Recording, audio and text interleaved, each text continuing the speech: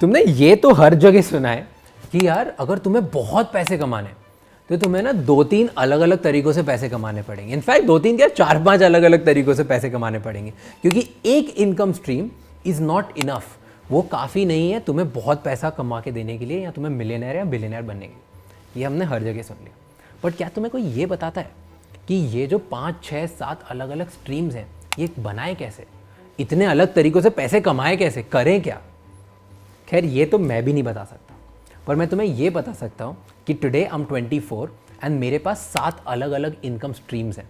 I can tell you कि मैंने क्या किया और मैंने इन सब के लिए सिर्फ एक चीज़ करी, एक ही चीज़ पे फोकस करके 7 अलग अलग इनकम स्ट्रीम्स मैंने कैसे शुरू करे, मैं तुम्हें ये बताता हूँ। सबसे पहला कंसल्टेंसी। अब कंसल्टेंसी का मतलब क्या होता है कि तुम दूसरों को ऐसी चीज़ के बारे में बताओ जो उनको पता नहीं हो या जिनके बारे में उनका नॉलेज कम हो, और उस पर्टिकुलर नॉलेज से जो चीज़ तुम मुझे बताओगे उससे उनका कुछ फ़ायदा होगा कंपनी में। अब इस चीज़ के ऊपर बड़ी बड़ी कंपनीज बहुत ही महंगे और बड़े बड़े कंसल्टेंट्स हायर करती है।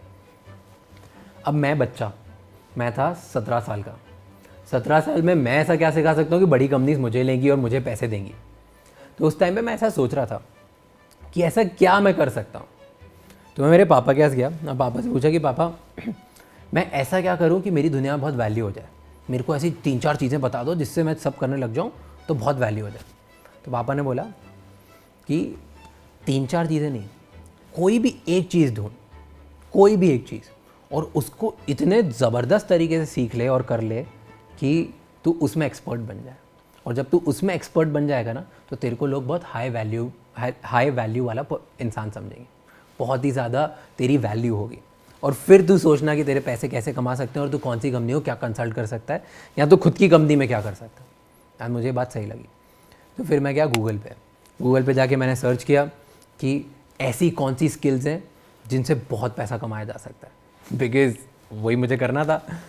बट गूगल पे ऐसा कुछ आया ही नहीं। देन मैंने ये ढूंढा कि फ्यूचर में, क्योंकि मैं छोटा था एंड ये हर कोई, जब बच्चा कॉलेज में जाने वाला होता है हर कोई ये सर्च करता है कि यार मैं कौन सी डिग्री करूँ, मैं किस चीज़ के बारे में पढ़ूँ, मैं कौन से कॉलेज में जाऊँ, ये हर कोई करता है। तो मैंने इसकी जगह उस टाइम पे ये करा कि कौन सी ऐसी स्किल है जिसकी फ्यूचर में बहुत डिमांड होगी। तब मुझे पता चला कि ऑनलाइन मार्केटिंग, डिजिटल मार्केटिंग, इसकी डिमांड बहुत बढ़ने वाली है और इसके बारे में लोगों को ज़्यादा पता नहीं है। मैंने बोला ये बात तो सही है। मैंने मेरे 10-12 दोस्तों को फ़ोन किया, उनसे बात करी, पता चला कि किसी को भी नहीं आता था। तब मैं गूगल पे वापस गया और मैंने ढूंढा कि कहाँ से मैं डिजिटल मार्केटिंग सीख सकता हूँ। तब पता चला कि गूगल पे ही फ्री सर्टिफिकेट होता है, सर्टिफिकेट कोर्स होता है गूगल पे फ्री में जो तुम सीख सकते हो, जहाँ से तुम डिजिटल मार्केटिंग पूरी सीख सकते हो। मैंने वो सीखी। जब मैंने डिजिटल मार्केटिंग सीख ली उसके बाद फिर मैंने डिजिटल मार्केटिंग में पूरी तो नहीं सीखी बट एक स्पेसिफिक चीज़ सीखी, गूगल एड्स कैसे चलाते हैं। फिर मैंने फेसबुक एड्स कैसे चलाते हैं वो भी सीखा। और फिर जब मैंने ये दोनों सीख लिया, अब मुझे कुछ ऐसा आता था जो बहुत लोगों को नहीं आता था मेरे फ्रेंड सर्कल में। फिर मेरे एक फ्रेंड के पापा वो जैगवार लैंड रोवर में काम करते थे, तो मैं उनके पास गया। जब उनके पास मैं गया तो उनको मैंने बोला कि आपकी कंपनी में मुझे क्या इंटर्नशिप मिलेगी? उन्होंने बोला नहीं मिलेगी इंटर्नशिप, तुझे क्यों दें, क्या करें, तुम बहुत छोटे हो, तुम्हें अप्लाई करना पड़ेगा। मैंने बोला आप मुझे आपकी प्रॉब्लम्स बताओ, आपकी क्या प्रॉब्लम है जिसको मैं सॉल्व कर सकता हूँ। तो उन्होंने मुझे बताया कि उनकी प्रॉब्लम कंपनी की नहीं है, उनकी प्रॉब्लम है उनकी लोकल डीलरशिप, जो गाड़ियाँ बेचने वाली डीलरशिप होती है ना, वो जो डीलरशिप है उसकी ऐड कैसे करें हर जगह। और उनका बजट बहुत कम था कि उसकी ऐड हर जगह करें और सबको पता चल जाए कि जैगवार लैंड रोवर का शोरूम अब इस जगह पे इस आदमी के पास है, ताकि पूरा शहर पता चल जाए कि जैगवार इधर मिलती है। तो ये उनकी प्रॉब्लम थी। मैंने बोला आपका इसका बजट कितना है? तो उन्होंने मुझे एक बजट बताया। मैंने बोला कि अगर मैं इसके आधे बजट में पूरे शहर में ये पता करवा दूं कि ये आपकी जो फ्रेंचाइजी है, ये जो आपकी डीलरशिप है वो इस जगह पे है, मैं ऐसे ऐड चला के कर सकता हूँ। उन्होंने बोला भग क्या बातें कर रहा, फालतू बातें मत कर। मैंने बोला कि अगर मैंने कर दिया तो आप मुझे 25,000 रुपये दोगे, क्योंकि उनका जो ओवरऑल बजट था उसमें से मैं 2 लाख रुपये उनको बचा दिए थे। मतलब 2 लाख आपको बचाऊँगा, 25,000 मुझे दे देना, आपकी तो टोटल बचत ही होगी ना। उन्होंने बोला ठीक है। एंड देन मैंने उनको first time social media marketing के बारे में बताया, गूगल पे ऐड चलाने के बताया, मैंने उनको फेसबुक पे ऐड चलाने का बताया, और फिर उन एड्स की वजह से काफ़ी लोगों को पता चल गया कि वहाँ पे एक नया शोरूम खुला है। एंड ये था मेरा फर्स्ट प्रोजेक्ट कंसल्टेंसी का, मेरी इनकम वो। तब से लेके आज तक मैं बहुत सारी ऐसी कंपनीज हैं जिनको मैं सोशल मीडिया पे कैसे ग्रो करते हैं, कैसे अपने प्रोडक्ट्स बेचा करते हैं और कैसे ऐड चलाते हैं, उनके बारे में कंसल्ट करता हूँ, और वो मेरे लिए एक इनकम स्ट्रीम बन गई। मेरा कितना टाइम जाता है? सिर्फ 1 घंटा, शायद हफ्ते में या 1 महीने में, और उसके वो मुझे पैसे देते। That's consultancy. अब वो सीखी कैसे? कोर्स करा, और उसके बाद ऑब्वियसली एक कोर्स से कुछ नहीं होता, मैं करते गया, और उसके बारे में आज तक मैं सीख रहा हूँ कि ऑनलाइन स्टोरी कैसे सुनाते हैं, ऑनलाइन अपनी कंपनी के बारे में प्रमोट कैसे करते हैं, ऑनलाइन कैसे इस तरीके का कंटेंट बनाए कि काफ़ी लोगों को पता चलने लग जाए। जब मैं ये करने लग गया तो उस टाइम पे मुझे लगा कि यार ये तो मेरे बहुत अच्छी स्किल है।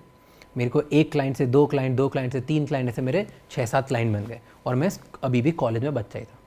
और क्लाइंट उस टाइम पे तो क्या 2,000 रुपये दे रहा है, कोई 5,000 दे रहा है, कोई 10,000, बहुत छोटा था।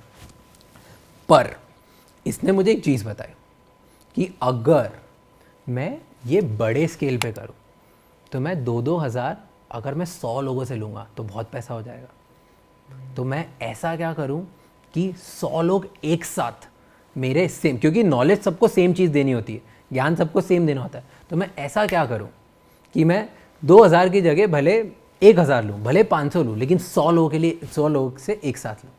ऐसा क्या करूँ?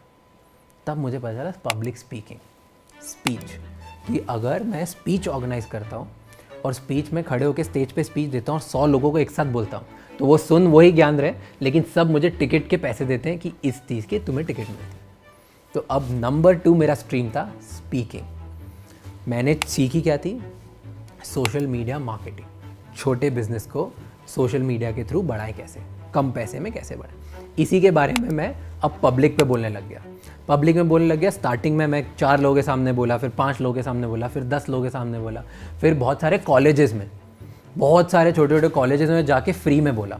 उनको मैं खुद मेल करता था, खुद मैं उनको जाके फ़ोन करता था, बोलता था सुनो यार मेरे को है ना तुम सिर्फ बोलने का मौका दो, मैं ये चाहता हूँ कि तुम मेरे को स्टेज पे बोलने का मौका दो, मैं तुम्हारे लिए फ्री में बोलूँगा और तुम्हारे सारे बच्चों को बताऊँगा कि फ्यूचर इसमें और कैसे इसमें पैसा कमाया जा सकता है। उन्होंने बोला ठीक है, फ्री में है। अब 100 कॉलेज को मैं फ़ोन लगाता था, उसमें से 2 या 3 मेरे को बोलते थे ठीक है तू दे दे फ्री में स्पीच।